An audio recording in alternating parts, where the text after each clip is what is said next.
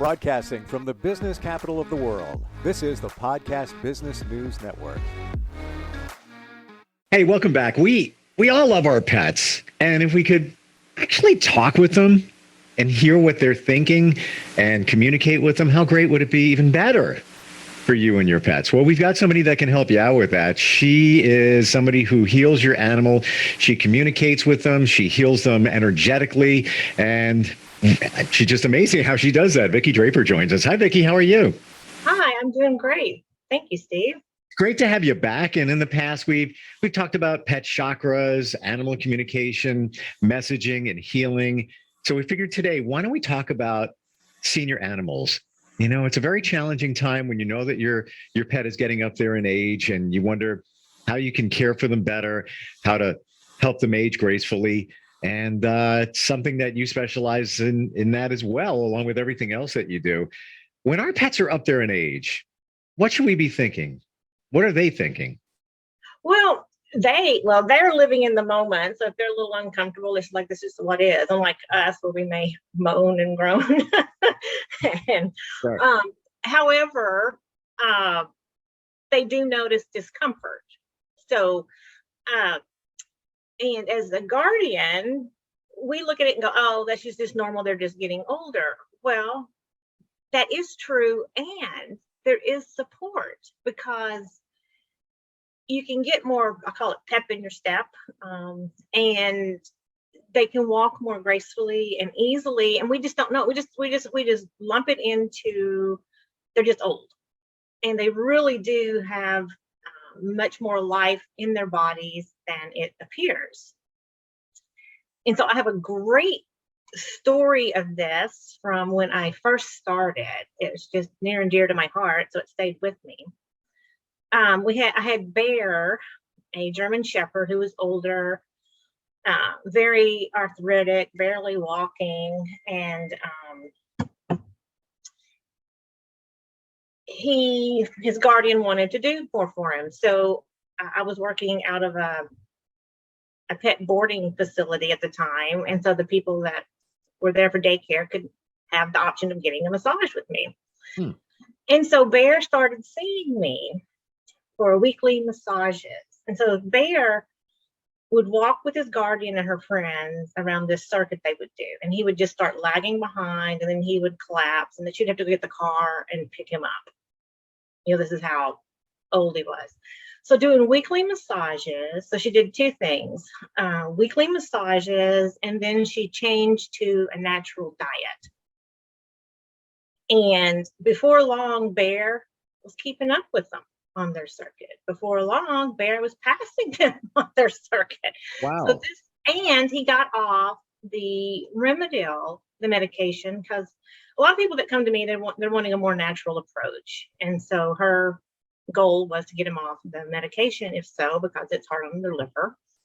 And so, so he got off the medication. He was zippy and, a totally different dog by doing those two things.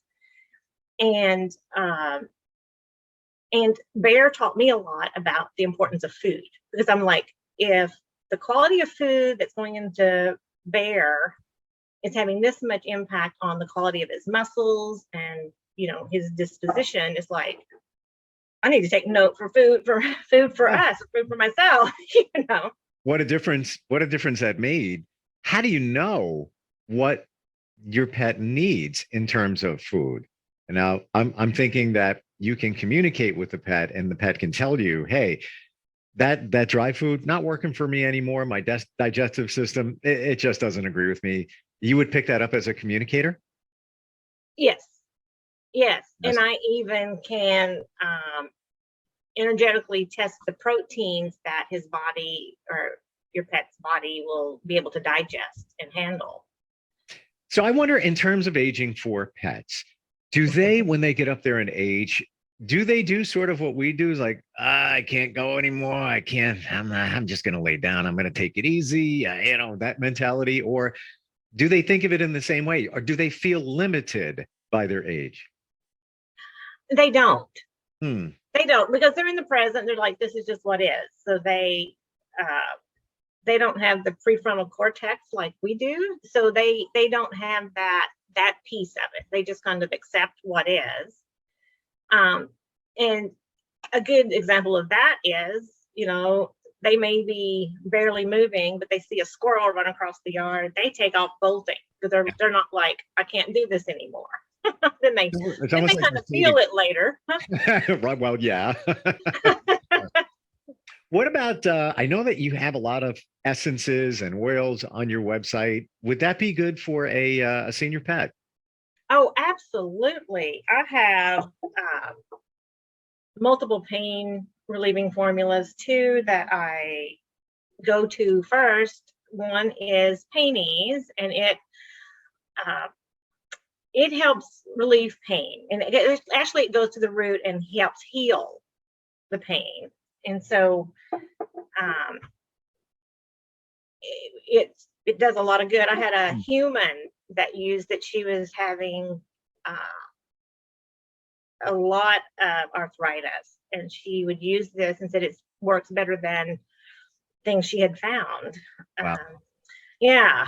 And so I know this with the animals, but they tell us in a different way. So instead of have the human who's in chronic pain go, oh, this is working,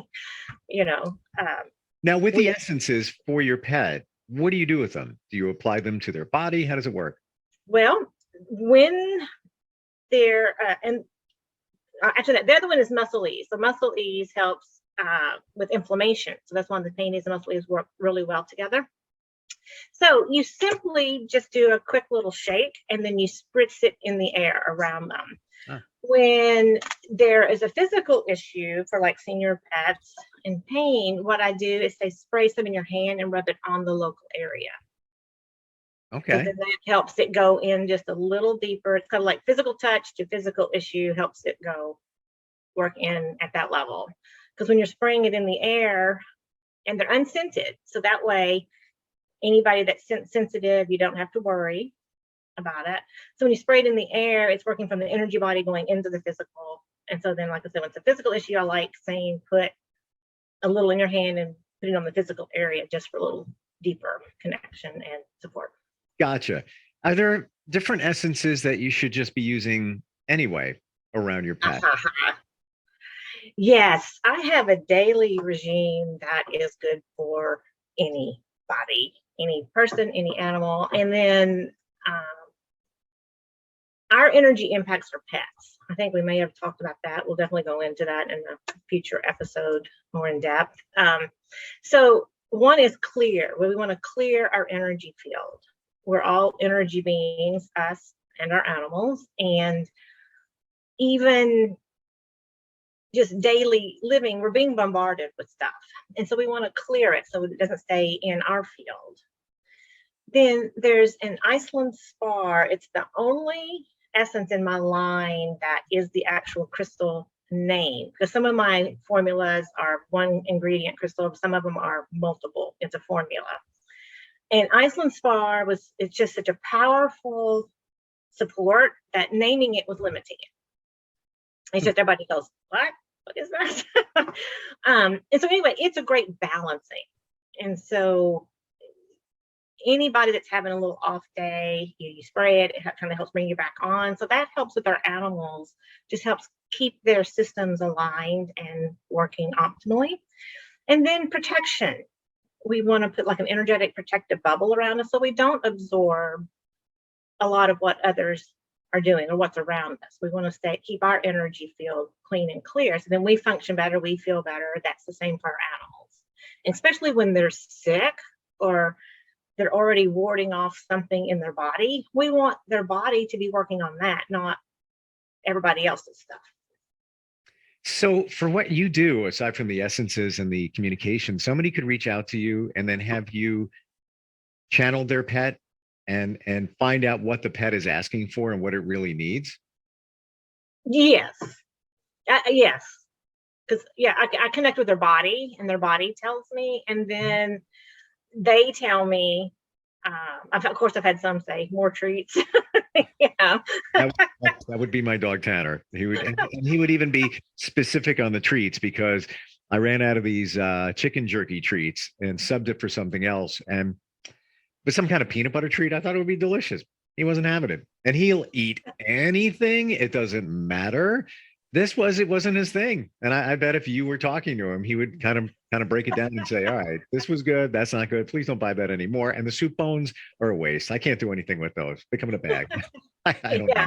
know. Yeah. Yeah. But I love the fact that, before we take the next steps, even when let's call it, unfortunately, the final years of your pet, when your pet's up there, you would love for your dog, excuse me, to live to be 23.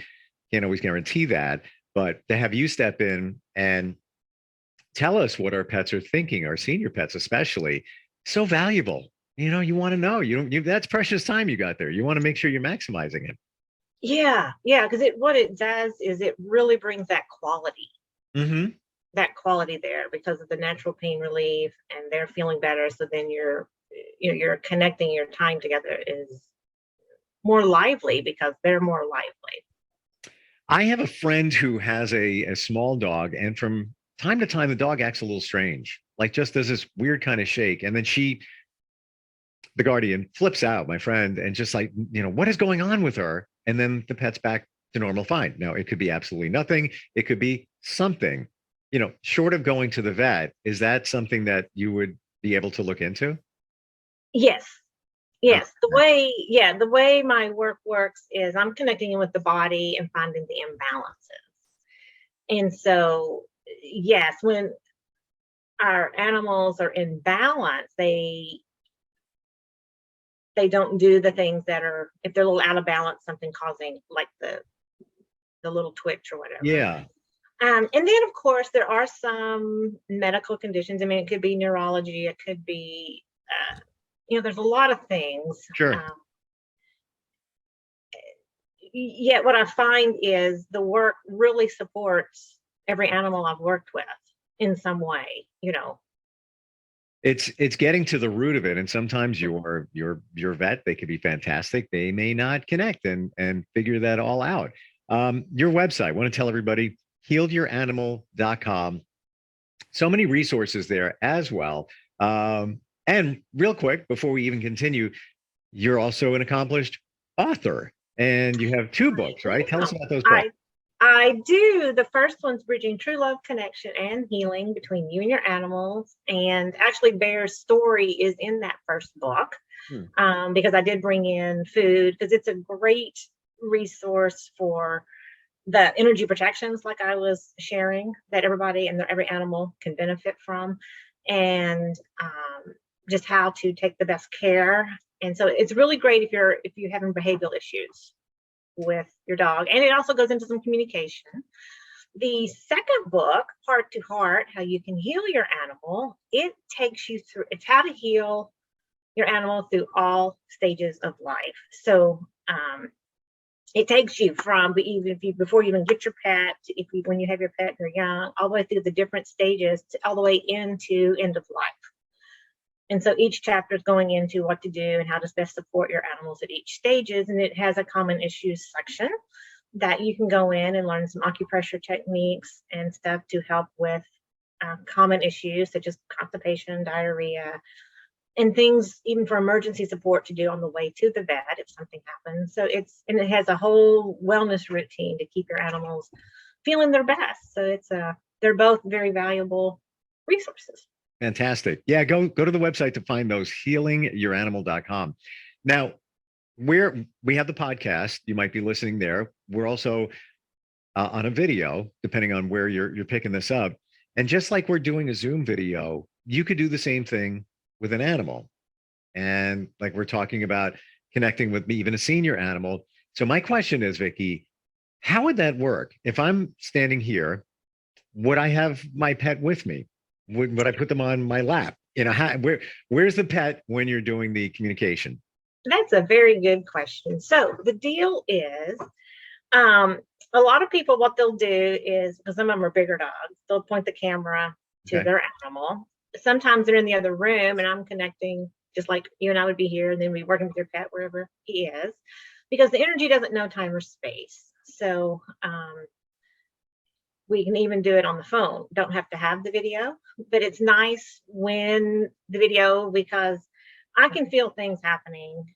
And then when I see it, on the screen, when I'm seeing them, I can point out, oh, did you see this? Did you see that little shift? Did he, because they'll stretch, they'll do things that are real time with what's happening. So the animal is reacting to you, tapping into its energy? Oh, absolutely. Oh, that's amazing. Wow. Yeah. How does somebody decide what modality they should go for? Whether it's pet chakras, whether it's distance massage, whether it's communication, or is it all of those? I guess maybe at one point you might be communicating with the animal if you're doing pet chakras, right? Well, right. That's the beauty of when you come to me. You don't have, if you know what modality you want, great. If you don't, doesn't matter. I've got you covered. Because I have the different tools in my tool belt that when your animal shows up, I'm going to meet your animal and do the tool or technique that is best supportive for your animal at that time. Okay. I mean, if I just came to you and said, hey, I want you to get inside my dog's head. Now, we might not need to do pet chakras because maybe there's no issues, but you may identify a challenge going on there. And maybe that's where the pet chakra energy healing may come into play. Right. Exactly. And I'm sorry, I was curious. I love the bear story. Any other stories that you might have of pets healed in your past? Well, I do. I have one very recent, Poppy, mixed breed, kind of looks like a border collie, but in that size. And she's been a regular, and she called me. We had a session about a month ago, and Poppy was not doing good. Energy was she was just lethargic. Her eyes were even kind of dull, just not having very good quality of life. And so we did a session, and she wanted to do a follow-up. And so we met last week, and I was like, oh my gosh, this Poppy had, the shifts she had kept, which they normally do, but it was like night and day. And that's what her words were. She's like, it's like night and day since that last session. She goes, I've got my Poppy back. Her eyes are bright. We're connecting. She's even going on 2-mile walks again. So something in her system had just gotten clogged up, and we rebalanced it, and so she's back zipping along and doing good. That's got to be so gratifying for you, Vicki, as a communicator, energy healer, to know that you made a difference in somebody's pet's life. It is. That is what is so rewarding to me. And even over Zoom, I can tell the animal is grateful. Like in person, you can see the appreciative look and really, get that. And even over the distance, though, I can feel that in the animal. And it's so precious, because I just don't like animals hurting. And so when I know that I'm helping and it's really making a difference, that just feeds my soul. And I would imagine too, if there are changes in your situation, let's say you're moving, let's say there's a divorce imminent, whatever it might be, that's where your value could come in as well, because the animal picks up on everything. Yes. They know what's going on, just like kids. You think Yes. kids aren't aware of things? No, they know. They've got it all figured out. They know. They absolutely know. And then you'll see behaviors, and then you're already stressed with all the logistics of what you're doing, and that's adding another stress. And that's where, yes, I can come in and help that piece settle out for you and your animal. Wow. Have you encountered that before, where somebody's making a change in their situation, and you communicated with the animal? What did it say? Do you have any memories of that? Well, one story, the person was traveling across country, moving across country, but then she was also then traveling some in there. So her dogs were going to have to stay in a boarding facility for the first time in their lives. And plus they're in the middle of a move. So that was why she hired me. So we were working through the move and making that go smoothly. And so what warmed my heart was, so we got them prepared for their kennel stay, and kind of communicated what it was going to be, and helped make that go as peaceful as it could for them. And when they were there, the person was doing a tour of the place, and the people commented on how calm those dogs were. And because my client, she said, Joe, oh, I got word that they thought they were regulars because they were so calm. So she had told me that. So it's like, so that was my feedback that, okay, it really works. Well, I know it works, but Yeah. But it's nice to hear. It's nice to hear that. Yeah. Well, everybody likes to feel good about what they do, get some feedback and know that you are truly making a difference. We're talking to Vicki Draper, who is an author, animal healer, animal communicator, and centering around senior pets. So what would your advice be to somebody, Vicki? Let's say they have a dog or cat that's up there in age, maybe, one that's 13, 14, 15, whatever age it is. What would be your first advice? Well, because when they're getting up on the age, they're also, you're getting conscious that it's coming toward an end of life. I mean, eventually, it's not necessarily right then, but you're kind of like, oh, okay, we're at the stage of thinking ahead. I got to share with you, and it's funny, but it's reality. George Carlin, the comedian, had done this bit years ago, and he always talked about his dog Tippy in a lot of his bits. But he would always say, when you're going to buy or adopt a pet, you're getting a tragedy, because it's Right. a short window. So you're already set up for that even before you have the pet. And it's sadly, it's so true that you've only got these precious, I've had cats pass after 10 years. Some once 6-year-old. But maybe you might get lucky in 18, but it's inevitable. So yeah, Yes. that's why you need to look at the future when you're in the present, even when your pet's younger, right? Yes. Well, so I had a client yesterday that her dog is aging. We're working together for that quality of life and mobility and everything. And so we were talking about that because people were telling her that it looks like it's almost time, and all that. And so I got to assure her. I said, no, he's not ready to go now. I mean, it's not now. And she goes, that's what I sense. And I said, yeah, it's not now. He's not there. But people, I've heard this a few times this week. Oh, it's just a dog. What? And I'm like, exactly. I'm like, people are friends, or tell them if the situations are going through, and I'm like, no, they know more than we do on a lot of things. So anyway, so she got good relief because he's still got a lot of life force in him. He's not even thinking about the other side, because sometimes when they're getting closer, they've already visited the other side.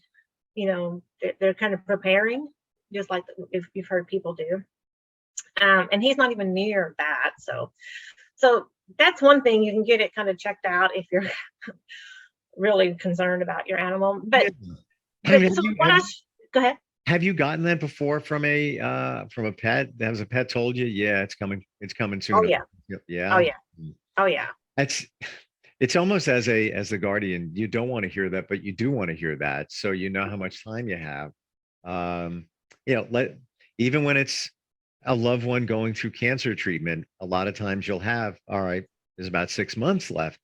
God forbid you be in that situation. I think I would want to know if, where my pet is, Well, yeah, that's what a lot of people do, because, like I said, you never want to put them down too soon, and you don't want to be in pain. So you want to help them anyway. Yeah. So my one tip is, which actually goes for any animal, any age, but especially when they're older, is to just focus on the joy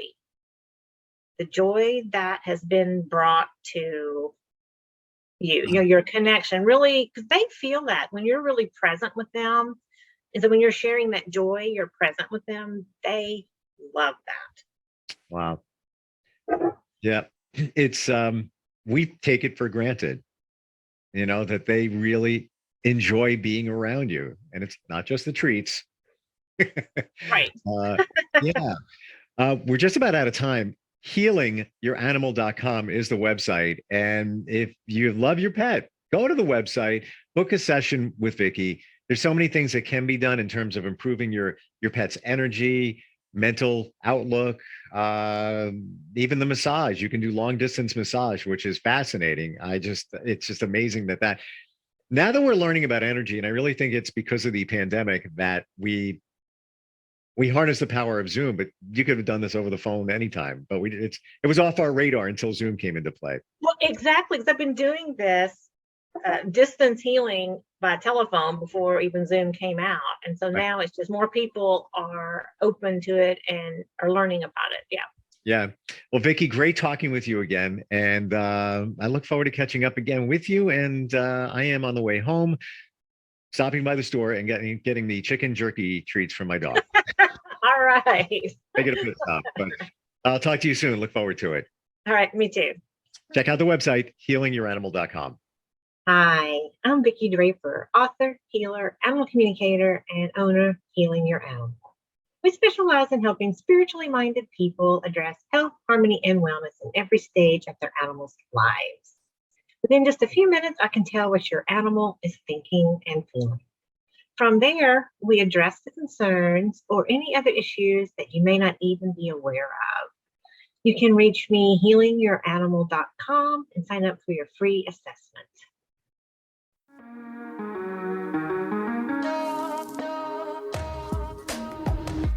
Broadcasting from the business capital of the world, this is the Podcast Business News Network.